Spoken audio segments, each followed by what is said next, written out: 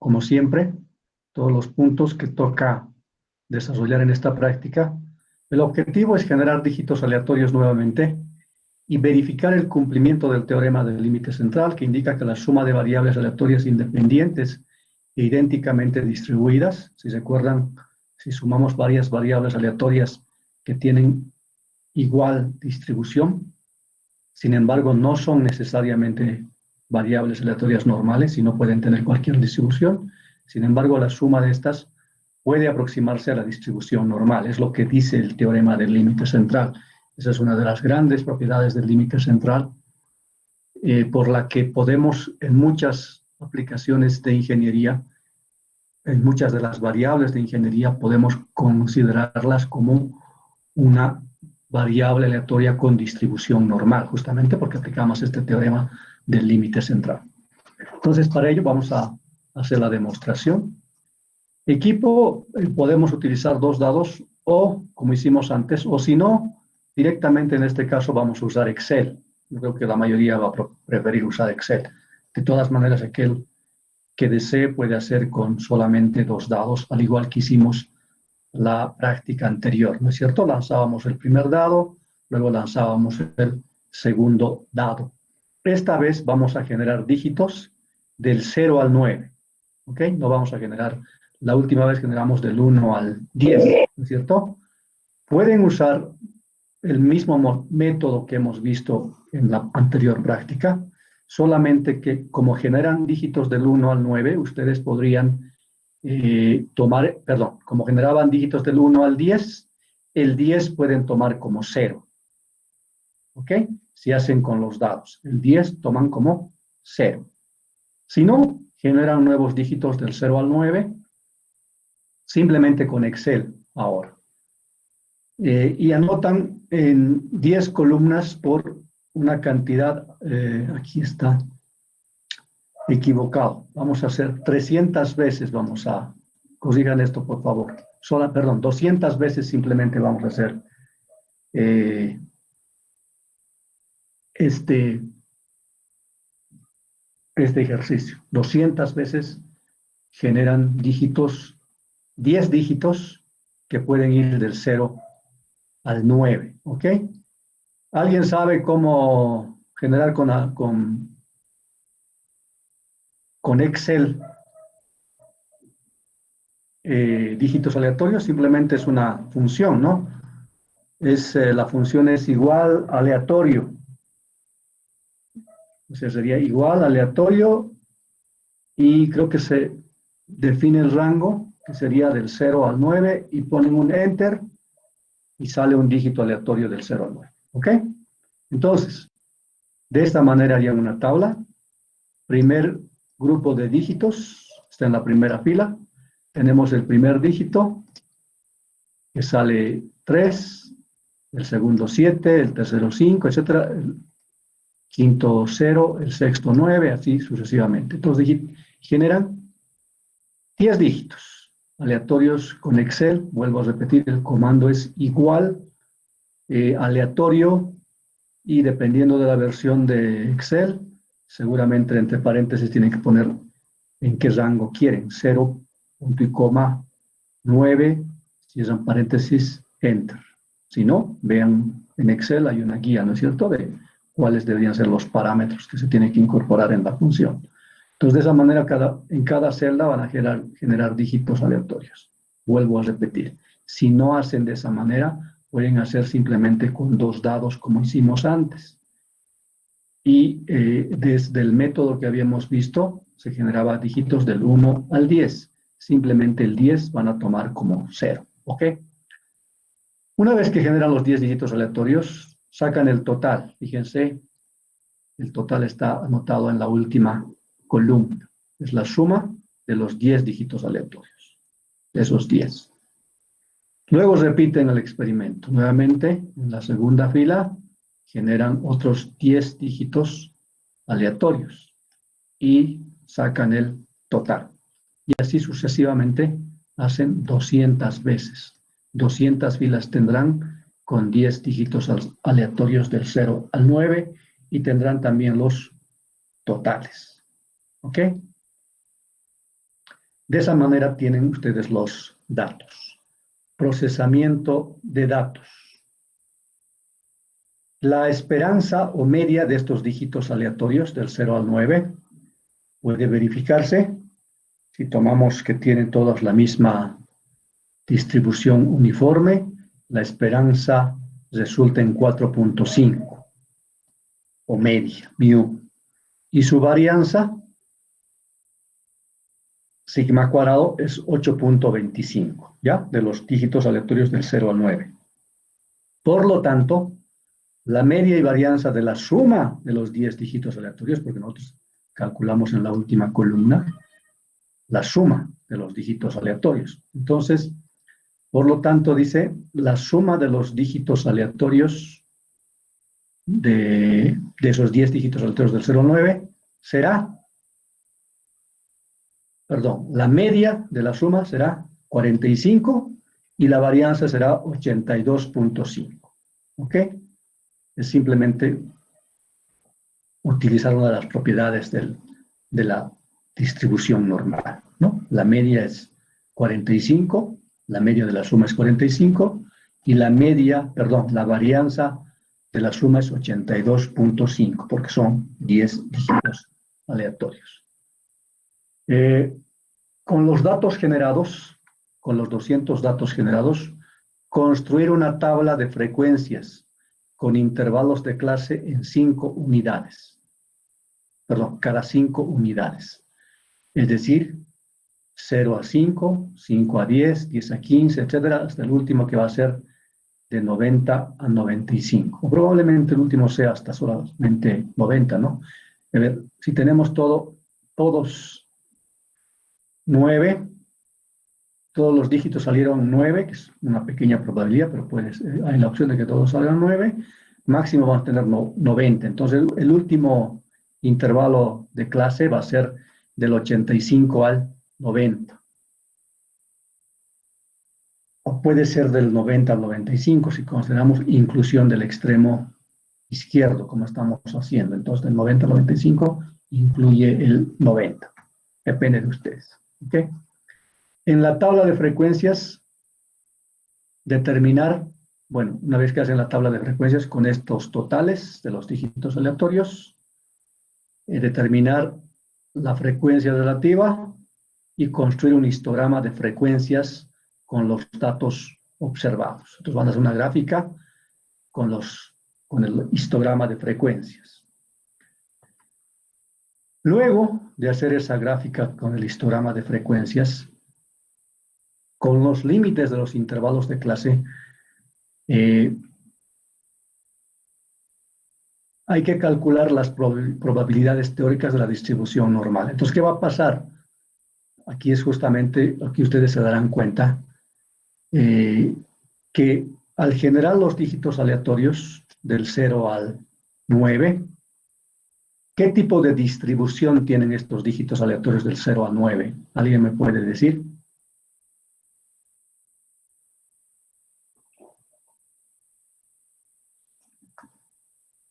¿Qué tipo de distribución tienen estos dígitos aleatorios del 0 al 9?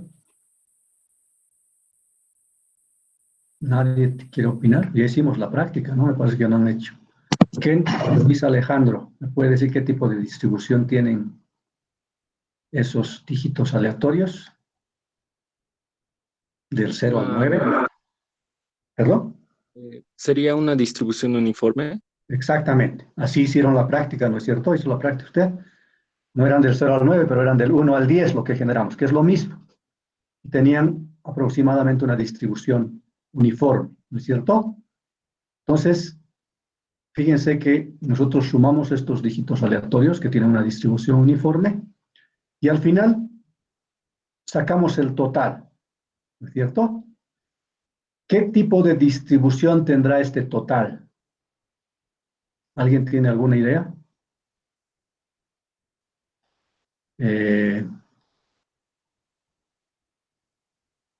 Valeriano Henry Luis, ¿me puede decir? ¿Tiene alguna idea qué tipo de distribución tendrá el total? ¿Está Valeriano? De bordo de la lista. Sí, Singet. Ya. ¿Tiene idea de qué tipo de distribución tendrá el total? No, Inge. ¿No? Ya. No. Paredes, Joel, Alex, ¿tiene alguna idea de qué tipo de distribución tiene el total? No, Inge. ¿No? Ya. Miren. eh, Ustedes me van a demostrar que estamos hablando de que los dígitos aleatorios que estamos generando, estos dígitos aleatorios, tienen una distribución uniforme, porque así hicieron la práctica, ¿no es cierto? No sale obviamente perfecta la distribución uniforme, pero en teoría tienen una distribución uniforme. Luego vamos a demostrar más adelante con esos datos que les dije que se guarden, la de la práctica 3, también esta práctica 4 se van a guardar, pero con estos dígitos aleatorios hemos generado una distribución, voy a hacerlo acá, que más o menos tenía esta forma.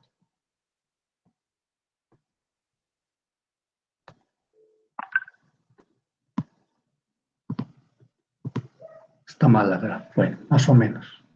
¿Sí? No era exacta, pero tenía aproximadamente una distribución uniforme, ¿no es cierto?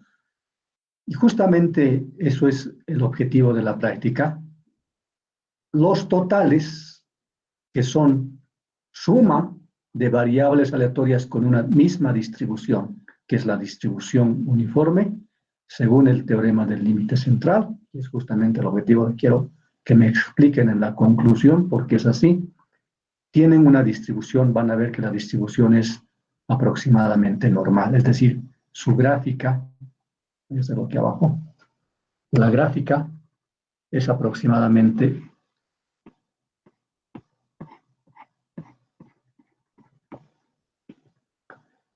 debería salirles aproximadamente así. ¿Ven la gráfica? ¿Se ve la gráfica? Sí, ingeniero. Ya. Entonces van a Sí, verificar que la gráfica tiene aproximadamente esta distribución. Y luego me explican qué está pasando.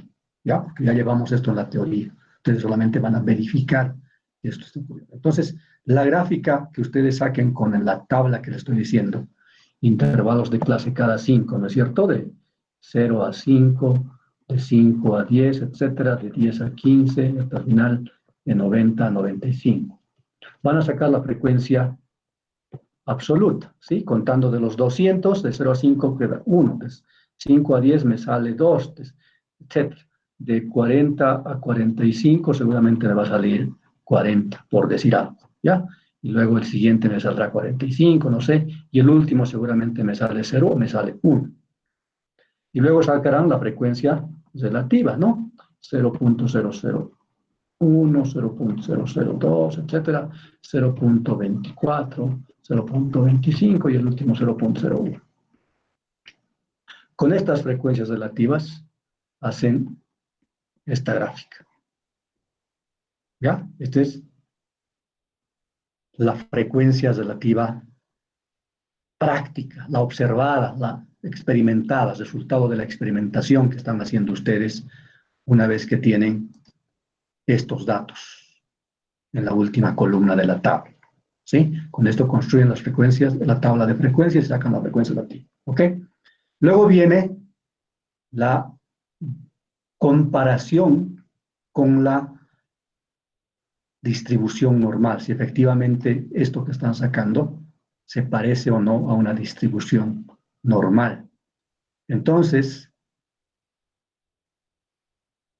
aquí dice, este es más o menos la instrucción. Dice, bueno, ya hablamos de esto, ¿no? En la tabla de frecuencias determina la frecuencia relativa y construir un histograma de frecuencias de datos observados. Es lo que acabamos de explicar en la gráfica que les hacía mucho. Luego dice, con los límites de los intervalos de clase, calcular las probabilidades teóricas de la distribución normal, haciendo el cambio de variable. ¿Cuál es el cambio de variable? Hay que cambiar a z, ¿no es cierto? Z, voy a hacerlo acá porque aquí no puedo escribir, pero sí aquí, z que es igual. Z es igual x menos 1000 sobre sigma. ¿Ok? Entonces lo que ustedes van a tener con la para hacer la comparación con la gráfica que hemos hecho, van a construir una distribución de frecuencias de la distribución normal. Entonces, tienen set x1 y x2 como los límites del intervalo de clase, de 0 a 5, de 5 a 10, de 10 a 15, etcétera, el último de 90 a 95. Para cada valor de x, vamos a nosotros convertir a z1 para x1, o sea, el límite inferior. El límite superior vamos a llamar x2 y vamos a convertir a z2. Entonces, por ejemplo, para el primer intervalo, de 0 a 5. Para 0 a 5, x1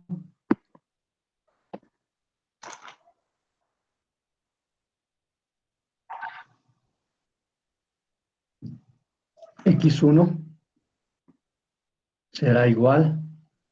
¿X cuánto vale? Perdón, Z1 estoy hablando, no es X1. Z1 ¿cuánto sería? ¿Cuánto vale X1? ¿Alguien me puede decir? 0. 0, ¿no es cierto? Entonces va a ser 0 menos mu, ¿cuánto es? Mu es 45. la distribución 45, exactamente, ¿no? Aquí hemos dicho. Por lo tanto, la media y varianza de la suma de 10 dígitos aleatorios del 0 a 9 son 45 es la media y la varianza 82.5. Entonces será 0 menos 45 sobre raíz de 82.5. ¿Sí? ¿82.5 es? ¿Me voy a fijar? Sí, Sí, ingeniero. 82.5. Ok, ¿no? Entonces, de esta manera calculamos Z1. Para Z2, que es el límite superior del intervalo de clase, va a ser similar, ¿no? Z2 va a ser el límite superior del intervalo de 5 menos 45 sobre raíz de 82.5. De esa manera calculamos estos valores de Z1 y Z2. Sale negativo, obviamente, porque 0 es el valor de X y mu es 45. Para X2 igual a 5, mu también es 45, también sale negativo, ¿no? En algún momento se va a volver positivo. Entonces, con Z1 y Z2, sabemos que nosotros podemos calcular las probabilidades acumuladas. Pueden hacer para este cálculo de las probabilidades acumuladas a los que llamamos phi de Z1 y phi de Z2, pueden hacerlo ustedes de forma manual, utilizando las tablas, no hay problema. Aquel que hace con dados y hace a mano todo, puede usar las tablas y calcula, no va a tener obviamente los dígitos que tenemos aquí, pero no importa, sale igual. Va a tener solamente 2 dígitos, ¿no es cierto? O máximo, si hace interpolación, va a tener 3 dígitos. Pero calculamos phi de Z1 y calculamos phi de Z2. O si no, si están usando Excel, pueden utilizar la función. La función, dependiendo de la versión de Excel, es esta que está anotada. Distrib o distre, norm, stand, n, cs, bueno, es la celda, y ponemos verdadero porque queremos distribución acumulada. Vuelvo a repetir, esto depende de la versión de Excel que estén usando. Como sabemos, en Excel, de todas maneras, una vez que uno anota la función, nos dice cuáles son los parámetros que tenemos que incorporar. Lo que nosotros queremos es la distribución acumulada. Entonces, con este valor de Z1 y este valor de Z2, lo que estamos haciendo es lo siguiente. Tenemos ahora una distribución normal, estándar, ¿sí? Para un valor de Z1, voy a hacerlo no exactamente para este, pero tenemos aquí Z1, calculamos phi de Z1, ¿sí? Si es valor negativo Z1, ustedes saben cómo calcular phi de Z1 de un valor negativo. Nos da probabilidad acumulada. Con el Z2 lo mismo. Z2 está al lado, ¿no? Porque es cada 5 unidades. Entonces, para el Z2, phi de Z2 va a ser eso, marcado en amarillo. Vuelvo a repetir, pueden hacerlo con Excel, pueden hacerlo con las tablas simplemente. Entonces, fíjense que tenemos aquí probabilidades acumuladas. Si quiero solamente una barra, una distribución en barras. ¿Qué es lo que tendría que hacer para encontrar esta distribución que tengo aquí? Hacer la diferencia de phi de Z2 menos phi de Z1, ¿no es cierto? Me daría lo que tengo aquí como base. Entonces, por eso, en la última columna, la probabilidad teórica o frecuencia relativa, la que queremos comparar, es la diferencia entre phi de Z2 menos phi de Z1. Es decir, que esta barra que al final necesito utilizar, que va a ser la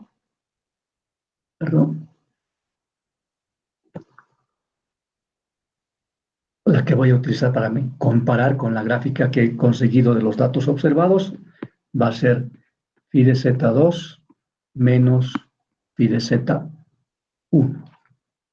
Y esto me va a dar un valor, ¿sí? 0.02, 1.2, no sé, y va a ir creciendo a medida que vamos aumentando y llegando a estas partes. ¿Ok? Entonces, al final lo que voy a tener con este método también es en cada una de estas celdas en la última columna, voy a tener un valor de probabilidad. Va a empezar con un valor bajo y al medio va a ir incrementándose y al final va a terminar también con un valor bajo, como se ve acá. Estos son datos reales que tengo. Entonces, al final voy a poder construir dos gráficas. Una gráfica que les he explicado con los datos observados, sacando la frecuencia relativa de esta manera, y otra gráfica que va a ser las bases de la distribución normal teórica, porque aquí solo estoy tomando en cuenta que es una distribución normal con media igual a mu igual a 45 y varianza 82.5. Y para esa media y esa varianza que son teóricas, estoy viendo cuál es la distribución normal y con este método estamos construyendo esa gráfica de la distribución normal. Entonces, van a hacer completar esta tabla, luego van a graficar las dos gráficas, así como la he hecho, y compararán las dos gráficas, la teórica con la práctica, y sacarán unas conclusiones. Las conclusiones, escribir un párrafo de conclusión del ejercicio indicando si la distribución generada se acerca o no a la distribución normal teórica, es decir, la distribución práctica o resultado del experimento se acerca o no, o se parece o no a la distribución normal teórica. Explicar cómo el ejercicio, esto es bien importante, verifica el teorema del límite central. Como ya les dije, el hacer este punto de conclusiones es media página en su informe y representa el 50% de la nota. El que no hace esta conclusión es por muy bien que haya hecho el ejercicio, haya hecho unas lindas gráficas a mano, incluso muy bonitas, a escala y todo. Si no ha hecho el punto 5, tiene 50%.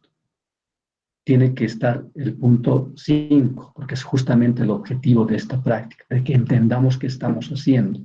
Estamos utilizando variables aleatorias de una distribución uniforme, y al final resulta que me sale una distribución normal. ¿Por qué me sale? Eso tiene que explicar qué estamos haciendo, qué es lo que ha pasado. ¿Ok? ¿Alguien tiene alguna duda sobre esta práctica?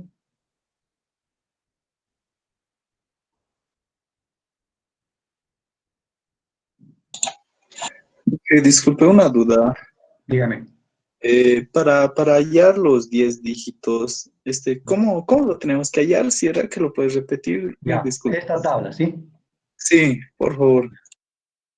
Bueno, voy a ampliar un poquito, no sé si puedo ampliar esto.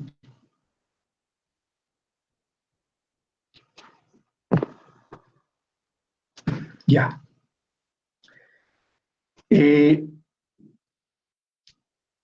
Cada fila es una serie de experimentos que vamos a hacer, ya sea con los dados o solamente con Excel. ¿ya? Entonces, la fila 1 es esta.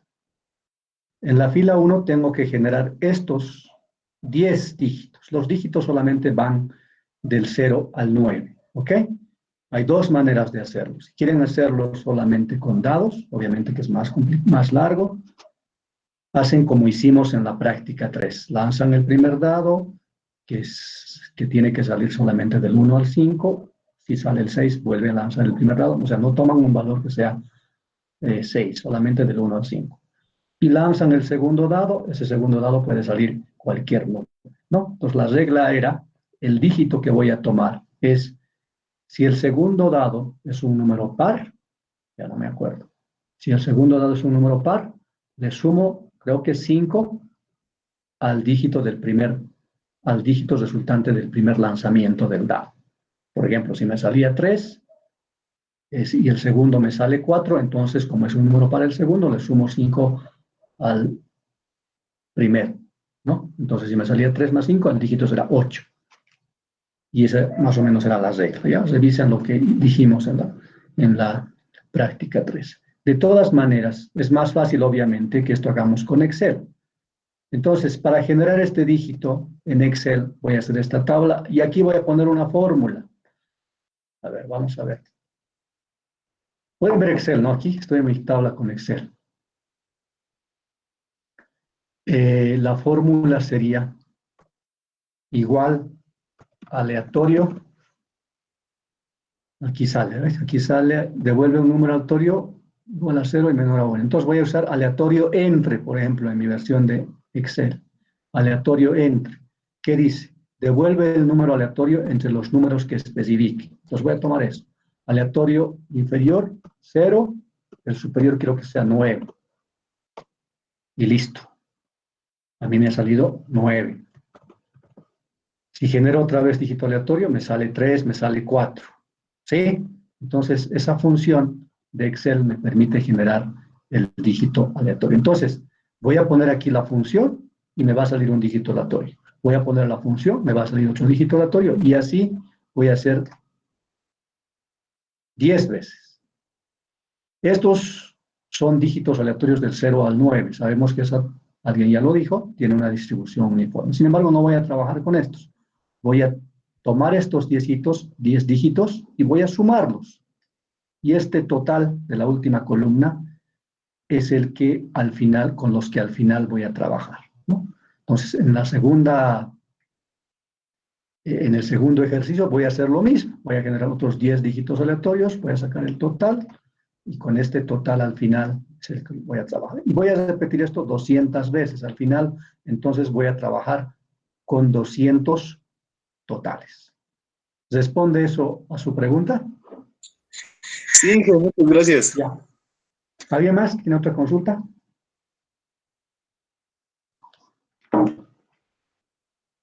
¿Nadie?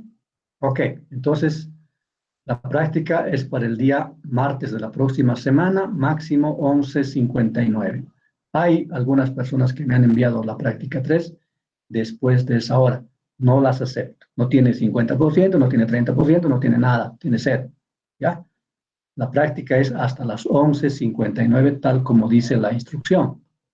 Entonces, tenemos que empezar a respetar las reglas, ¿no? Este país está yendo al abismo porque no sabemos respetar, nadie sabe respetar las reglas, ni los mandatarios, y menos, obviamente, el ciudadano común sabe respetar reglas.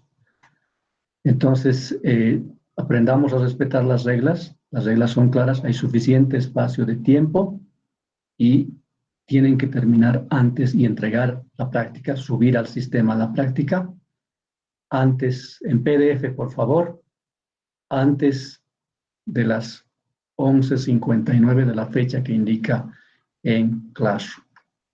Ok, si no hay más dudas, voy a ir a lo que estábamos, capítulo 5 o 6 más bien. Hemos hecho el ejercicio de intervalos de confianza y vamos ahora entrar a este otro tema, sigue siendo el capítulo 6 y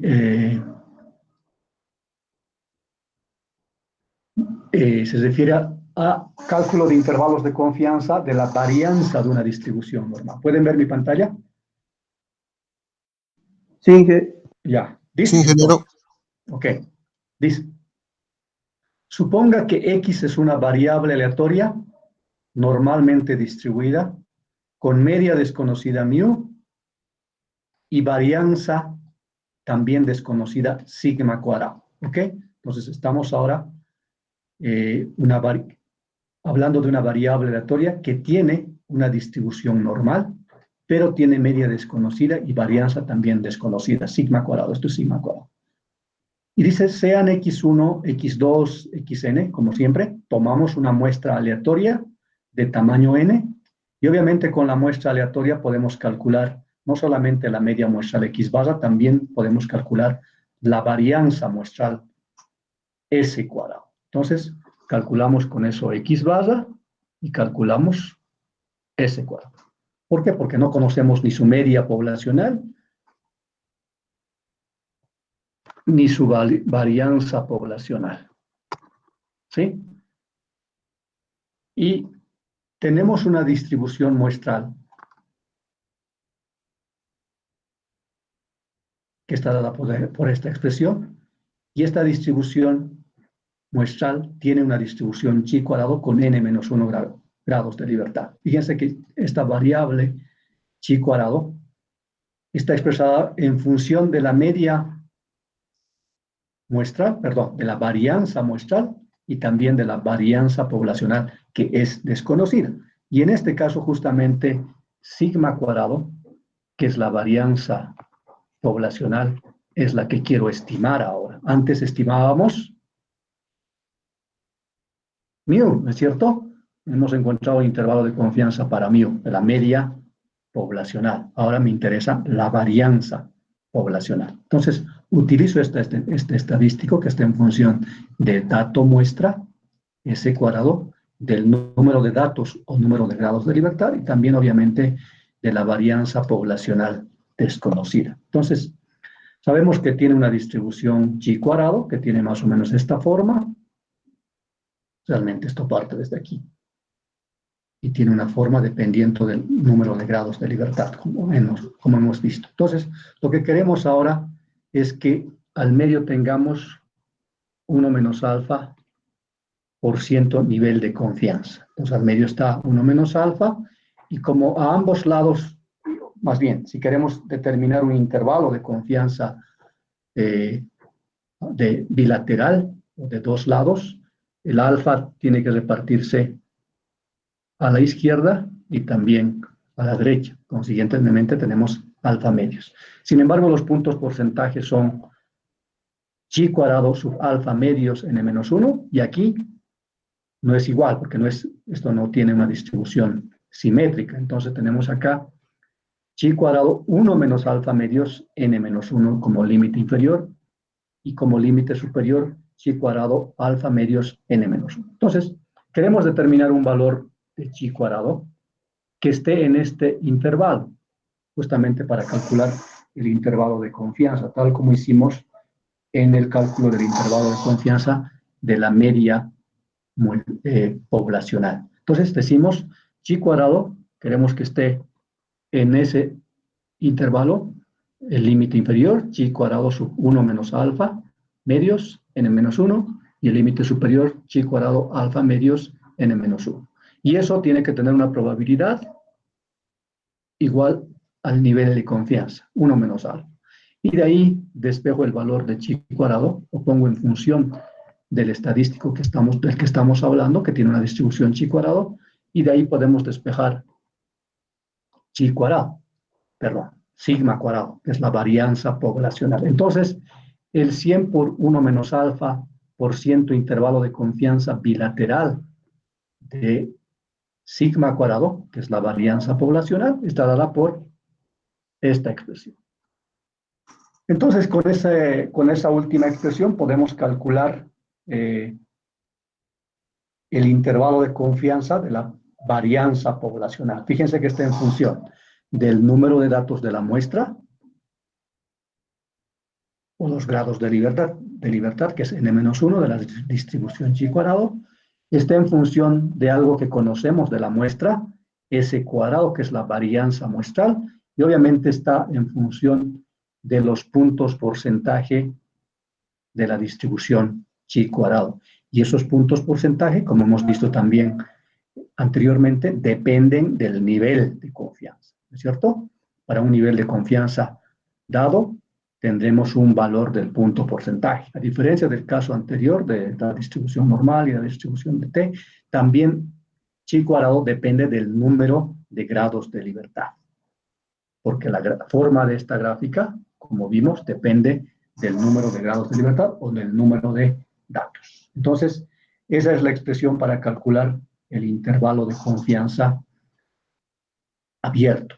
Pero a veces, y en muchas situaciones de ingeniería, nos hace falta calcular intervalos de confianza unilaterales, inferior y superior. Entonces, en el caso inferior, la diferencia es que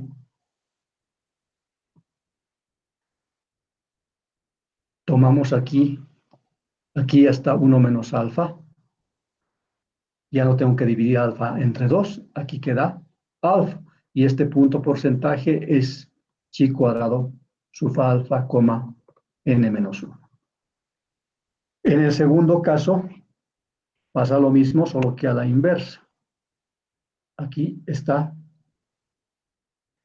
el valor 1 menos alfa, es el intervalo de confianza ya abierto, y aquí solamente es alfa. Consiguientemente, este punto porcentaje ya es chi cuadrado 1 menos alfa, n menos 1. ¿Ok? Si están copiando, pueden copiarlo. Un momentito voy a dejar ahí.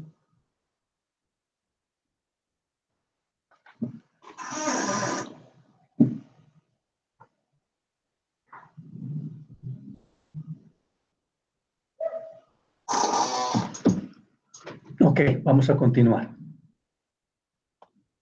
Ejemplo, dice, un ejemplo que se muestra en esta diapositiva, dice, un fabricante de refrescos está interesado en la uniformidad de la máquina utilizada para llenar las latas. Entonces, una fábrica de refrescos que envasa el refresco en latas.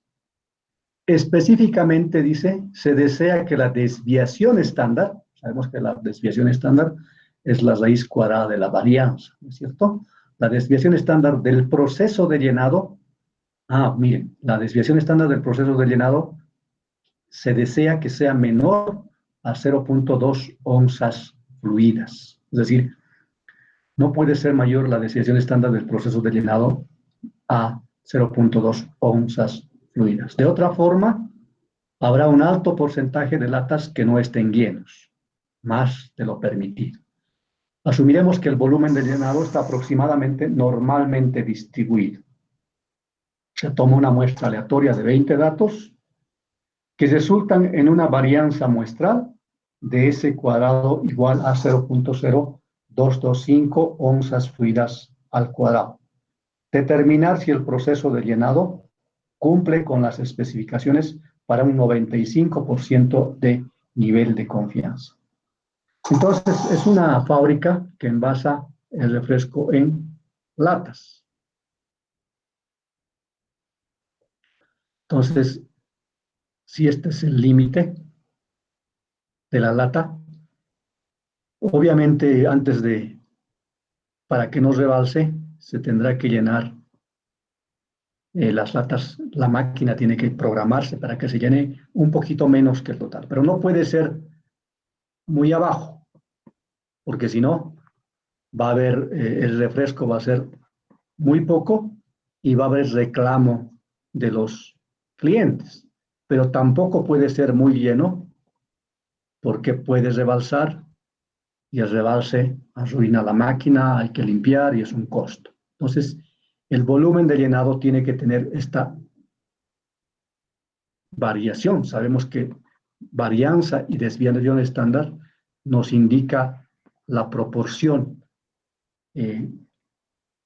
o más bien, es un indicador de cómo varía la variable aleatoria, en este caso, el volumen. Entonces, cómo sube o baja este volumen. En algún caso estará bastante lleno, en otro caso estará no tan lleno, pero no tiene que haber un límite en esa variación del volumen de llenado, de tal forma que todas las latas tengan un volumen no al tope, para que no se balse, pero sea lo suficientemente alto para que esté lleno y no haya reclamos de los clientes. Entonces, esta variación del volumen de llenado, que sea más o menos, tiene un límite. Y esa desviación estándar tiene que ser máximo 0,2 onzas fluidas. O más bien tiene que ser menor, según esto, no tiene que ser menor o igual, sino tiene que ser menor a 0,2 onzas fluidas. Entonces, para verificar esto, lo que se hace es se toma una muestra aleatoria de 20 latas. Se mide el volumen y estos 20 datos nos dan una varianza muestral, S cuadrado, no es sigma cuadrado, porque son datos muestra, de 0.00225 onzas fluidas al cuadrado. Esto es varianza. ¿Cuánto sale la desviación estándar? ¿Alguien me puede sacar la raíz cuadrada de eso?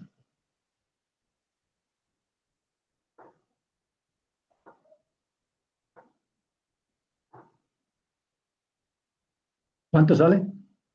Raíz cuadrada de 0.0225. 0,15. 0,15. 0,15. Sí. Ya. Sí, ingeniero. Ya, en teoría, entonces, la variación, la desviación estándar, en este caso, no la varianza, sino la desviación estándar, está más o menos, parece que está cumpliendo la especificación, porque es menor a 0,2, ¿no es cierto? Pero pregunta del millón, ¿puedo tomar una decisión con los datos de la muestra? ¿Podemos tomar una decisión con los datos de la muestra?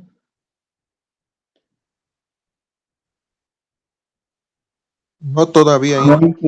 No, no es cierto. ¿Por qué? Por lo que acabo de decir, ¿no es cierto? Tanto la media muestral como la varianza muestral o la desviación estándar muestral, como en este caso, son variables aleatorias. Puede ser más, puede ser menos.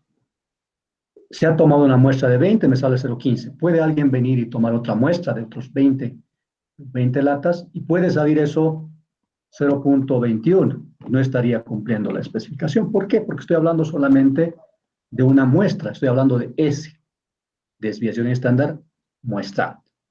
Lo que yo necesito estimar es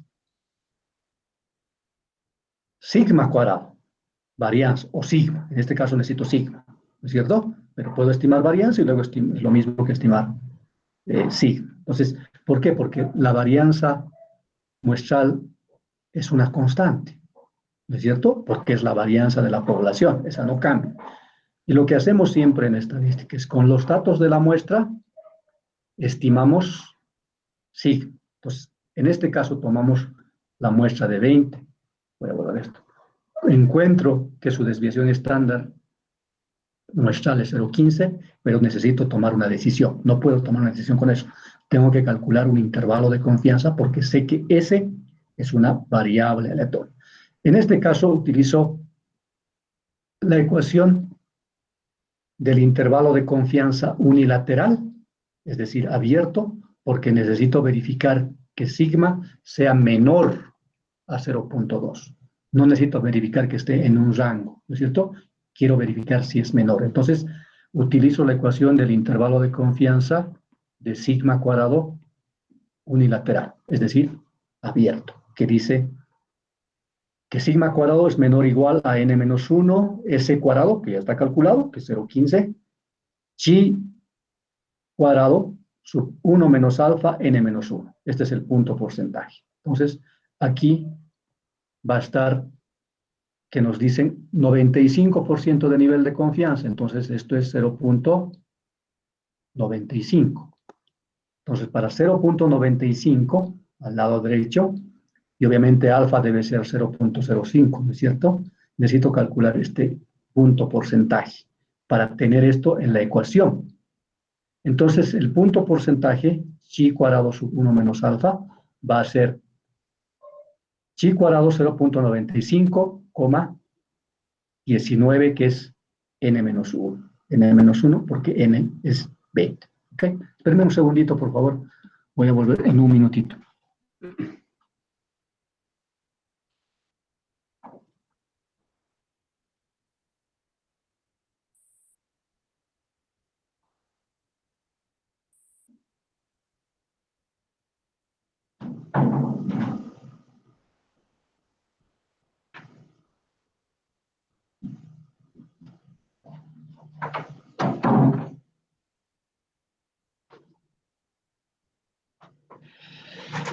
Ya, entonces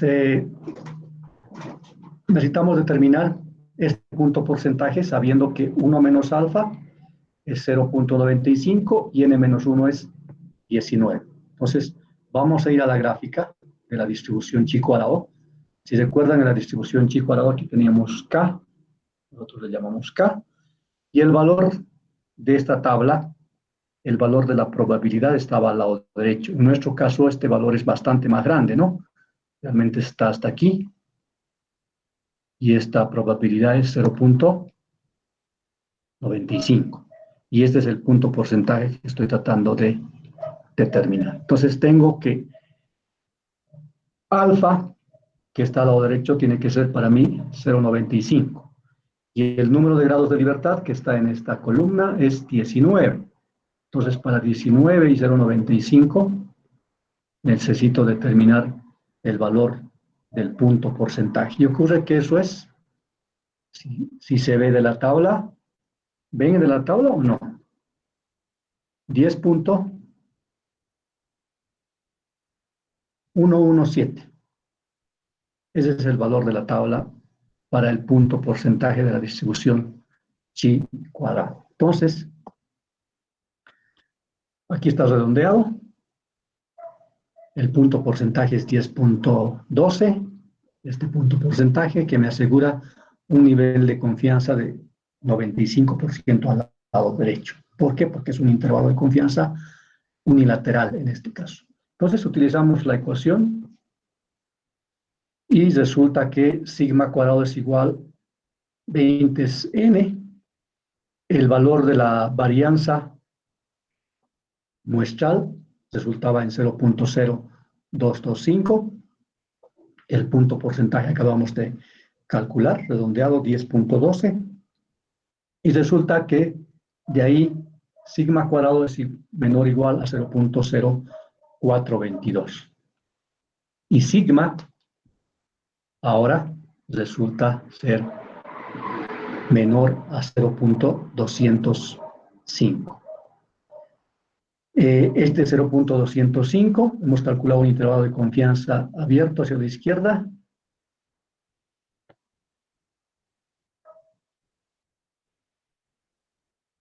Porque sigma menor a ese valor, ¿no es cierto? Entonces, ¿estamos cumpliendo la especificación o no?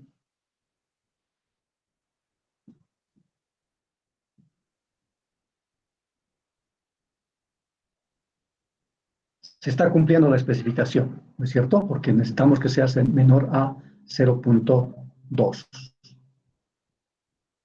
Ok. Bueno, ese es el ejemplo de esta parte. Nos toca con esto, más bien, hemos completado con esto este capítulo que corresponde a cálculo de intervalos de confianza. Y vamos a pasar al siguiente capítulo, que se denomina pruebas de hipótesis.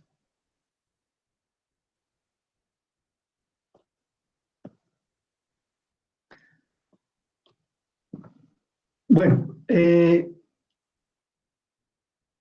el método de cálculo de intervalos de confianza, como hemos visto, nos permite determinar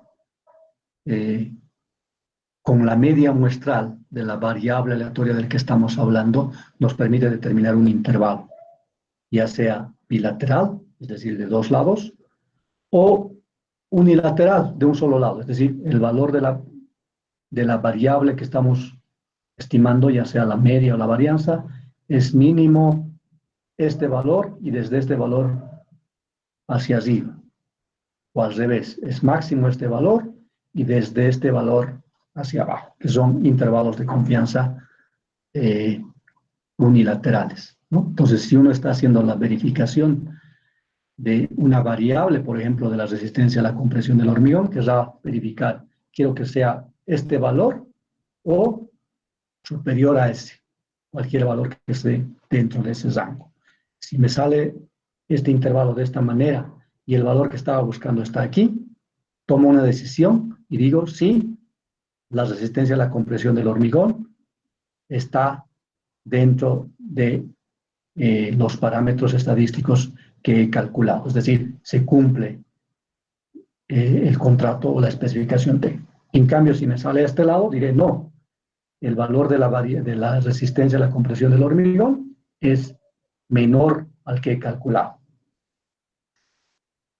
Es una forma de tomar decisiones con las pruebas de hipótesis. Sin embargo, perdón, con los intervalos de confianza. Sin embargo, hay un otro método que se usa realmente un poco más que el anterior, que se llaman las pruebas de hipótesis. Entonces, una prueba de hipótesis es una declaración, como dice acá, sobre la distribución de probabilidades de un estadístico. Por ejemplo, supongamos que estamos interesados en determinar nuevamente la resistencia a la compresión de un tipo particular de hormigón. Específicamente, estamos interesados en decidir si la resistencia media a la compresión del hormigón, μ, es 2500 PSI. Queremos saber si la resistencia es 2500 PSI, no es PS1, es PSI. Esto podemos expresar de la siguiente manera. Formulamos H sub 0, que es la que se denomina la hipótesis nula, y decimos, la media, μ, de la resistencia a la compresión del hormigón, es igual a 2500 libras por pulgada cuadrada, como hipótesis nula. Es decir, eso es lo que quiero verificar. Y normalmente hago esa declaración, ¿no es cierto? Necesito verificar que la resistencia del hormigón que estamos construyendo es igual a 2500 PSI, porque eso dice el contrato, eso dicen las especificaciones técnicas. Entonces, formulo a esa declaración como una hipótesis nula, H0, H mayúscula sub 0, que dice que la media de la resistencia a la compresión es igual a 2500 PSI. Pero para verificar eso, tomo una muestra aleatoria de n probetas y con eso tengo que verificar si estoy cumpliendo o no esta afirmación que representa la hipótesis nula. Pero hay la opción, hay una probabilidad de que eso no sea así, ¿no es cierto? Entonces, por eso tengo que formular una segunda hipótesis al que llamamos hipótesis alternativa, H1. Entonces, la hipótesis alternativa es contrario o contraria a lo que dice la hipótesis nula.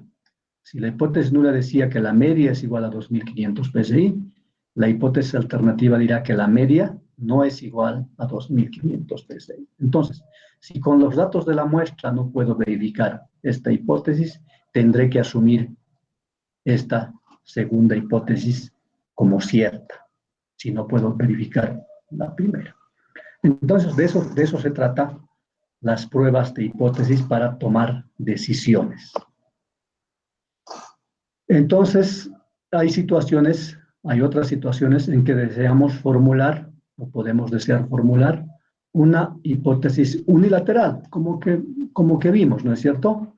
No necesariamente quiero saber si la media es igual a 2500 PSI, sino quiero saber si la media es mayor o igual, aquí puede ser igual, que 2500 PSI. En ese caso, formulo una hipótesis, una prueba de hipótesis unilateral. Hipótesis nula, que la media es solamente igual a 2500 PSI, y la hipótesis alternativa, que la media es mayor o igual a ese valor. Es importante que aclaremos que la hipótesis son siempre afirmaciones sobre la población objeto de estudio, como estoy mostrando aquí. A la hipótesis nula, y tanto también la hipótesis alternativa, solamente estamos diciendo que la media es igual a 2.500 PSI, pero esta es la media poblacional. Mu, estoy haciendo una afirmación sobre la media poblacional. La media de la población del hormigón tiene una resistencia de 2.500 PSI. No estoy haciendo una afirmación sobre la muestra, porque no me interesa sacar una conclusión sobre la muestra.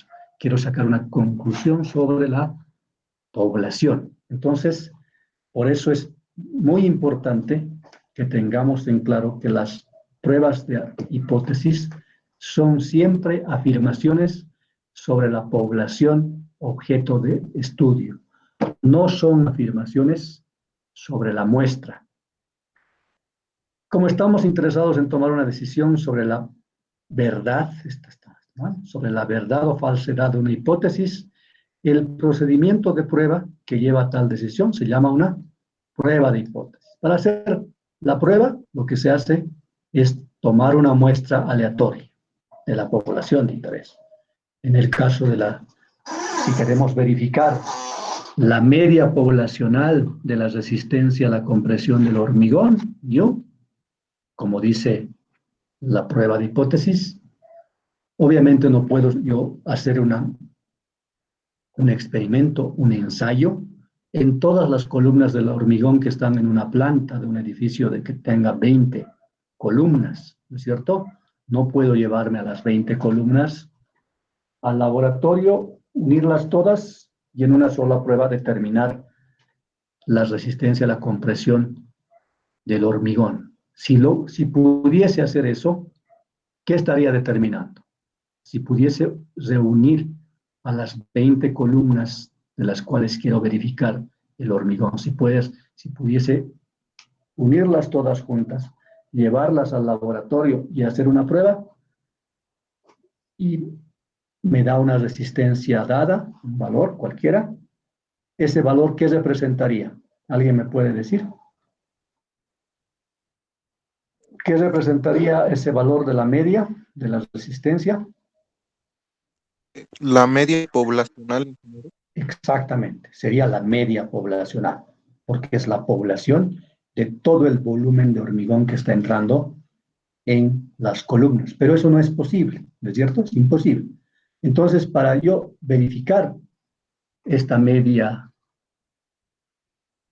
poblacional mu, formulo una hipótesis. Como su nombre lo indica, solamente una hipótesis. Necesito tomar una muestra aleatoria de la población de interés. Entonces, ¿qué es lo que hago? Llevo mis probetas. ¿Cuántas?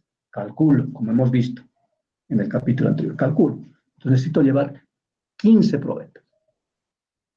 Entonces, n es igual a 15. Llevo 15. Antes de que hagan el vaciado del hormigón, cuando está ahí la mezcladora de hormigón, antes de hacer vaciar en las columnas, todo el encofrado y la armadura que tendrá, simplemente hago que vacíen antes en mis 15 probetas.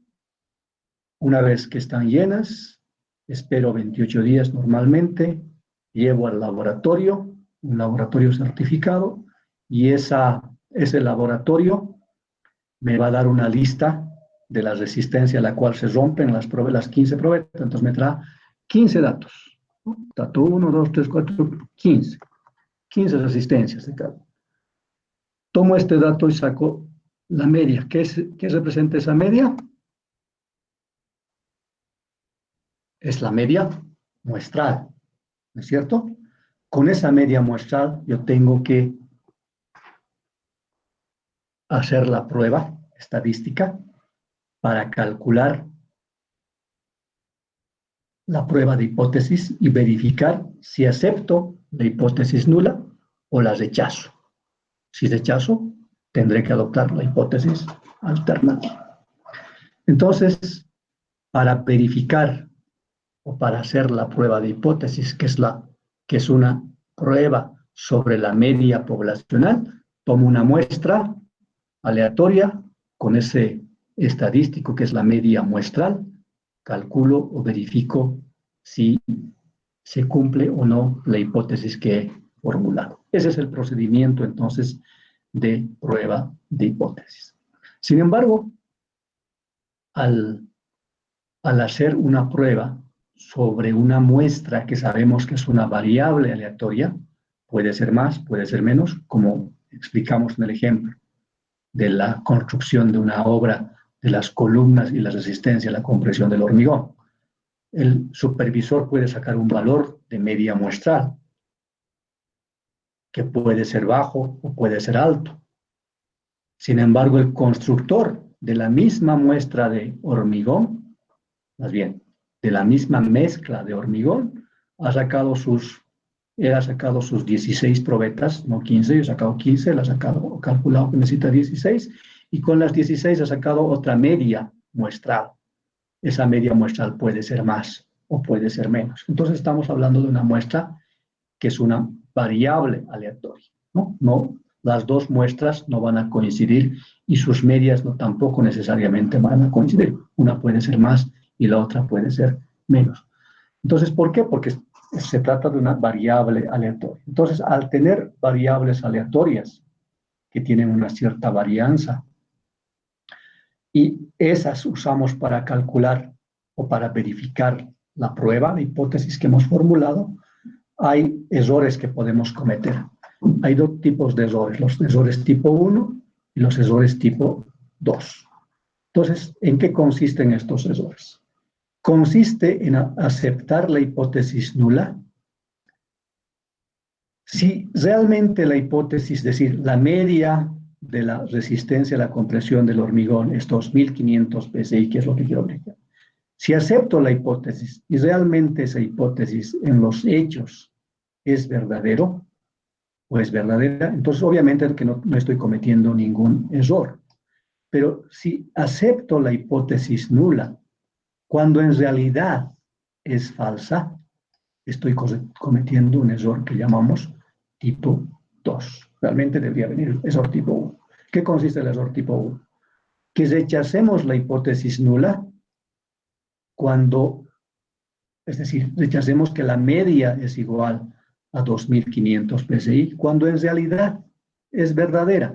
Entonces, estoy cometiendo un error que se llama error tipo 1.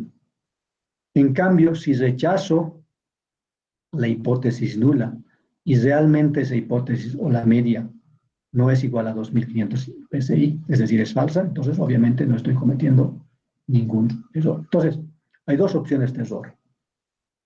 Rechazar la hipótesis nula cuando en realidad es verdadera, cometo un error tipo 1. Es decir, debo tratar de minimizar este error tipo 1, que consiste en rechazar la hipótesis nula cuando en realidad es verdadera, debo tratar de minimizar. Y eso se puede expresar en términos de probabilidad. Por ejemplo, la probabilidad de rechazo o el error puedo desear que sea máximo 5% o 0.05. Lo mismo, si en realidad la media no es igual a 2500 PSI y ocurre que con la prueba, con la muestra que he tomado y haciendo la prueba, acepto esa hipótesis, pero en realidad es falsa, estaría cometiendo el error tipo 2. Entonces, el objetivo también es tratar de minimizar estos dos tipos de errores. Al igual que en el cálculo más bien de intervalos de confianza, las pruebas de hipótesis tenemos para dos casos.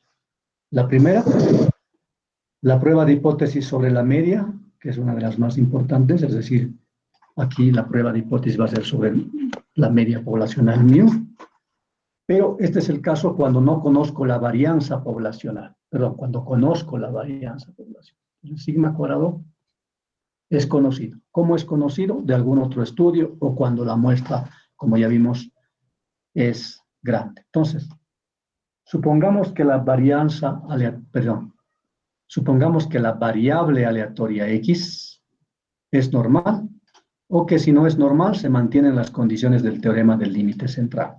¿Cuáles son las condiciones del teorema del límite central? Ustedes van a verificar eso con la práctica número 4. En adición, asumimos que la media mu de X es desconocida. Obviamente es la que queremos verificar. Pero la varianza sigma cuadrada es conocida. Entonces estamos interesados en probar la siguiente hipótesis. Que la media, hipótesis nula. Primero, como siempre, formulamos la hipótesis nula. La hipótesis nula dirá, la media poblacional es igual a mu sub 0, un valor, una constante. Aquí está en términos genéricos, no está en valor, ¿no? Pero esta media, como sabemos, puede ser 2000, 2500, qué sé yo, dependiendo de la variable, es un valor. Eso queremos verificar, si la media es igual a ese valor. Les recuerdo, la hipótesis nula que se encuentra dentro de una prueba de hipótesis es una afirmación que normalmente queremos verificar. Entonces, afirmamos que la media tiene un valor y eso llamamos hipótesis nula. Sin embargo, con los datos de la muestra, podremos no, o más bien, es probable que no podamos verificar esta hipótesis nula. Consiguientemente, tenemos que tener una hipótesis alternativa. La hipótesis alternativa normalmente es el complemento de la anterior, y en este caso la hipótesis alternativa H1 dirá que la media no es igual a ese valor. Mu sub 0, como ya dije, es una constante o un dato especificado el cual quiero verificar. Entonces, similar a lo que hicimos con el cálculo de intervalo de confianza, para probar la hipótesis lo que se hace es, se toma una muestra aleatoria de tamaño n, x1, x2, xn, etc. Para cada observación de esta muestra tiene una media desconocida mu y varianza conocida sigma cuadrado. El procedimiento de prueba utiliza el siguiente test estadístico, Z sub 0, que es una distribución normal. Entonces tengo la distribución normal, dependiendo, en este caso, del error tipo 1 que asuma. A este error tipo 1 ahora se llama nivel de significancia de la prueba y está a los lados de la gráfica. Entonces aquí tengo alfa medios y también aquí tengo alfa medios y al medio estará como antes 1 menos alfa. Entonces ahora estas áreas a ambos lados de la gráfica de la distribución normal representan el nivel de significancia que, como sabemos, suma alfa.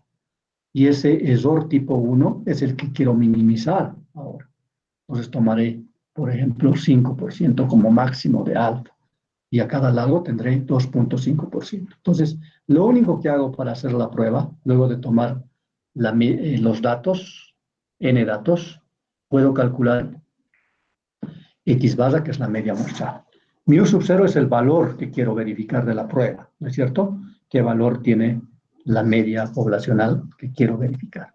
Sigma es la desviación estándar poblacional, que, como dijimos, se supone que es conocida de algún estudio anterior o tomando una muestra. N es el número de datos. Entonces calculo este estadístico, Z sub 0, hago la gráfica para un nivel de significancia conocido o dado, digamos 5%, que es el más común, y con eso puedo determinar los puntos porcentaje. Menos Z alfa medio, menos Z sub, esto es alfa medios, y más Z sub alfa medios. Entonces, calculo el valor de Z sub 0 y veo dónde cae en esta gráfica. Si cae en este tramo medio, es la región de aceptar. Es decir, si cae en ese tramo medio, se acepta la hipótesis nula, que es la que estamos probando. Si cae en los extremos, esas regiones son las regiones críticas o de rechazo. Es decir, se rechaza la hipótesis nula. Entonces aquí hay dos opciones. Si cae al medio, aceptamos H sub 0. Si cae en los extremos, rechazamos H sub 0. Es decir, rechazamos la hipótesis nula que hemos formulado, que la media sea igual a un valor dado mu sub 0. Entonces, podemos aceptar la hipótesis nula o podemos rechazarla. Si rechazamos, tendremos que aceptar la hipótesis alternativa. Entonces, ese es el procedimiento de prueba de hipótesis para una, en este caso, para la media poblacional. Esto vamos a entender mejor, obviamente, cuando hagamos un ejemplo. Por el momento, yo creo que vamos a quedar aquí para que la próxima clase empecemos con un ejemplo de prueba de hipótesis de la media cuando la varianza es conocida. Si alguien tiene alguna pregunta, entonces puede hacerla ahora, ya sea de la práctica o de cualquier otro tema, o de lo que hemos avanzado hasta este punto.